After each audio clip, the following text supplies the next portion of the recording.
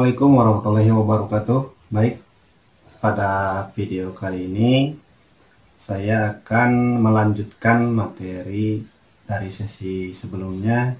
Sebelumnya kita bagaimana cara menjurnal, bagaimana cara kita mendebit, mengkredit dalam menyusun langkah awal pencatatan untuk yang pada akhirnya menjadi laporan keuangan. Nah, untuk sesi kemarin di akhir kita baru sampai pada posting ke buku besar dari jurnal yang sudah disusun. Nah, kita lanjutkan di materi kali ini, yaitu cara menyusun neraca saldo. Nah, bagaimana untuk menyusun neraca saldo, kita simak berikut ini. Namun sebelumnya jangan lupa untuk subscribe, tekan loncengnya, kemudian share, like, and share. Oke, kita mulai.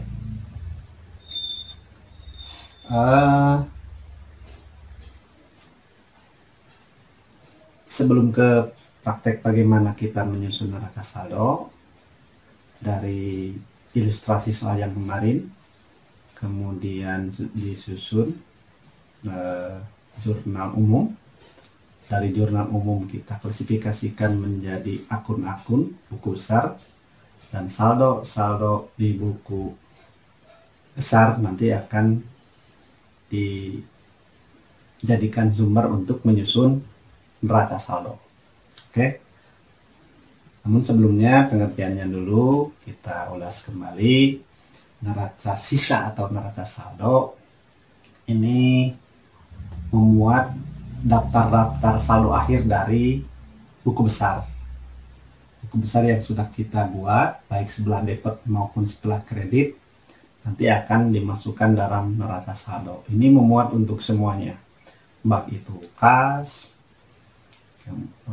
yang tergolong aktiva gitu ya, kas, bank, persediaan, sesuai dengan akun yang ada dalam jurnal atau yang ada dalam buku besar yang sudah diklasifikasi. Pasipa, kewajiban, modal, pendapatan, biaya masuk dalam neraca saldo. Jadi belum dipilah mana yang masuk neraca, mana yang masuk laba rugi untuk menyusun neraca saldo. Neraca saldo belum merupakan laporan keuangan, ya, belum jadi ini. Oke.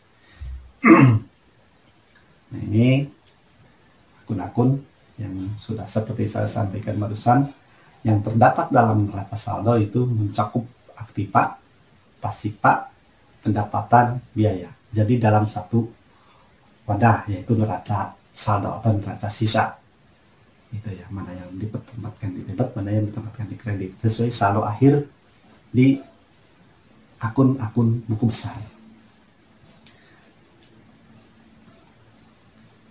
Nah, tujuannya menyusun neraca saldo ini, memang kalau kita mau membuat langsung ke laporan keuangan dari buku besar juga bisa, gitu ya. Namun untuk kehati-hatian, apalagi kalau transaksinya banyak, begitu kita baiknya susun dulu neraca saldonya. Nah, ini bertujuan untuk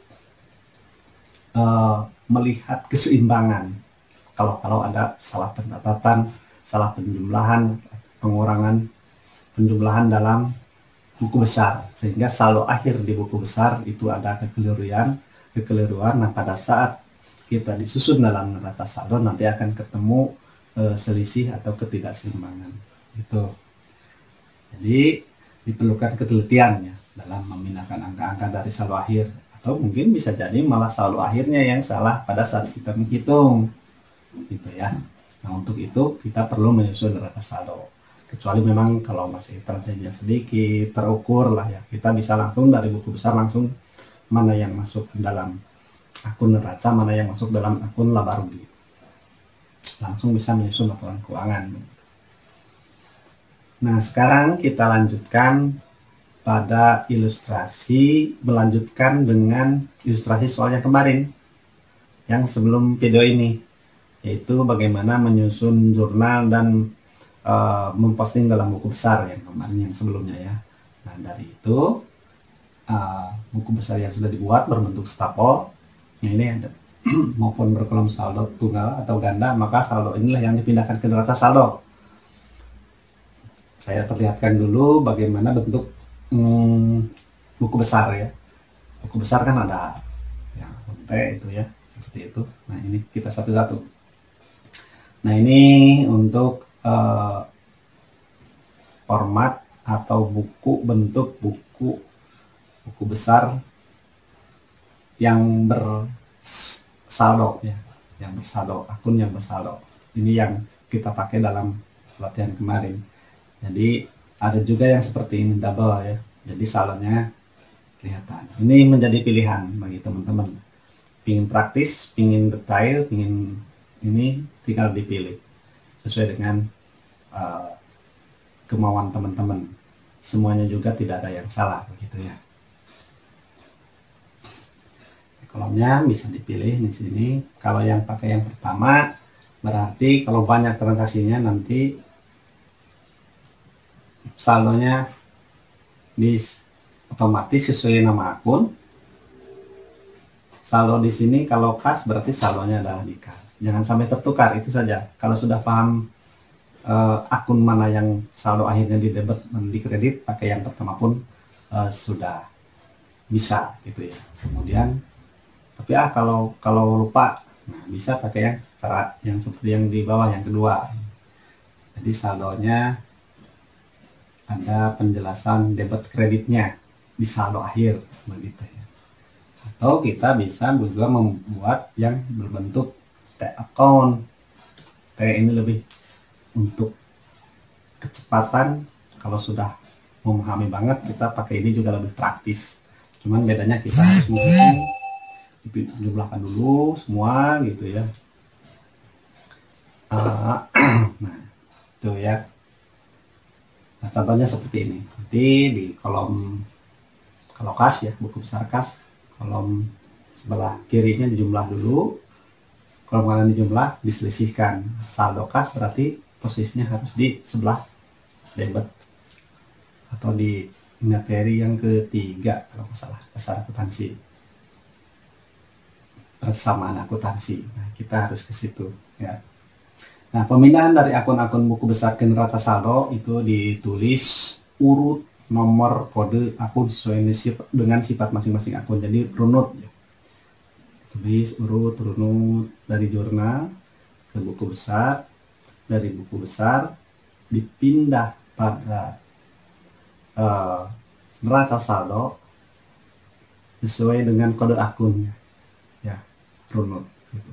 Jangan kebalik walaupun benar debit kreditnya, tapi secara aturan itu harus runut.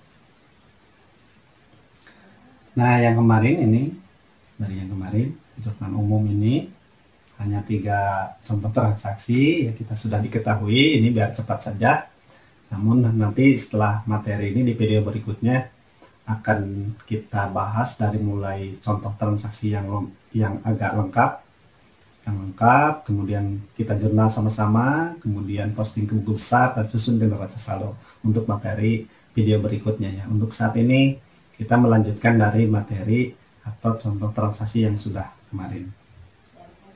Nah kemudian ini buku besarnya dari 3 transaksi ini ada kas, ekuitas, kemudian perlengkapan kantor, dan pendapatan servis. Ada 4 buku besar berdasarkan jurnal yang ada. Ini mengingatkan kembali dari tanggal pindah ke buku besar, kemudian bulan, tahunnya, halaman ya. Referensi itu dari jurnal halaman ke-1, tanggal 1, nama akunnya kas, di debit, ini tinggal diturunkan ke, nah ini ya, mengingatkan kembali. Nah ini untuk yang terkait dengan kas. Coba kalau transaksinya banyak, pasti di kas itu yang paling banyak di buku besar kas itu ya. Kemudian saldonya harus ingat, jangan sampai salah menaruh saldo untuk akun-akun di buku besar.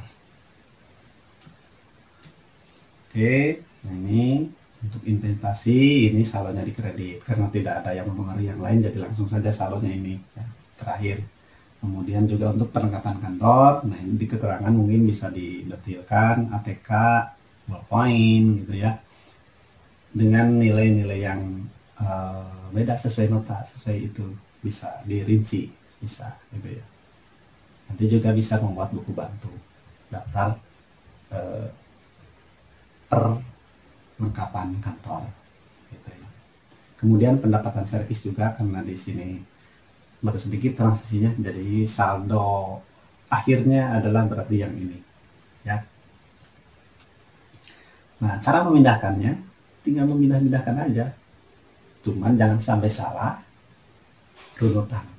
Nah, contoh nih, nama perusahaan apa ya, neraca saldo, kemudian periode pelaporan berapa, tanggal berapa, bulan berapa, jadi 31 Agustus kalau ini ya tadi. Nah, untuk pertama, kolom pertama kode akun, kemudian kolom keduanya nama akun, kemudian kolom debit dan kolom kredit.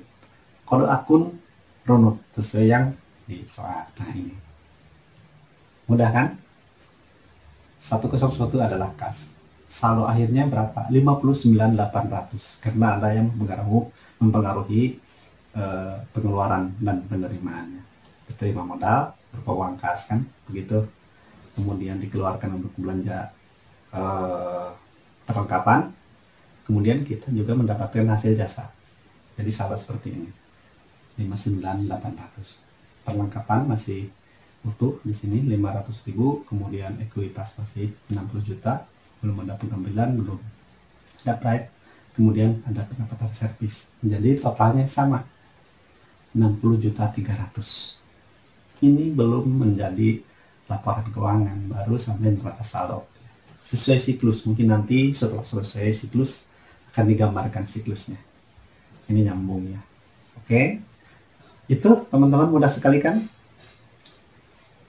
Ini dengan contoh transaksi yang sederhana, yang sedikit seperti ini. Nah, untuk sesi berikutnya akan mengulas kembali dari mulai menyusun jurnal, memposting ke buku besar, dan membuat neraca saldo, tapi dengan ilustrasi transaksi yang lengkap, gitu ya, yang lengkap lah. Dari mulai penerimaan modal, pengeluaran apa saja, ada pengeluaran yang bersifat biaya, ini kan belum ada seperti itu. Nah, untuk perusahaan jasa mungkin yang karena prinsipnya sama aja, perusahaan jasa, perusahaan dagang ataupun manufacturing pada prinsipnya sama. Kita bahas dari perusahaan jasa dulu. Oke. Itu saja mungkin teman-teman di sesi kali ini. Kita jumpa lagi pada video berikutnya. Jangan lupa subscribe bagi yang belum, tekan loncengnya, like and share. Terima kasih. Wassalamualaikum warahmatullahi wabarakatuh.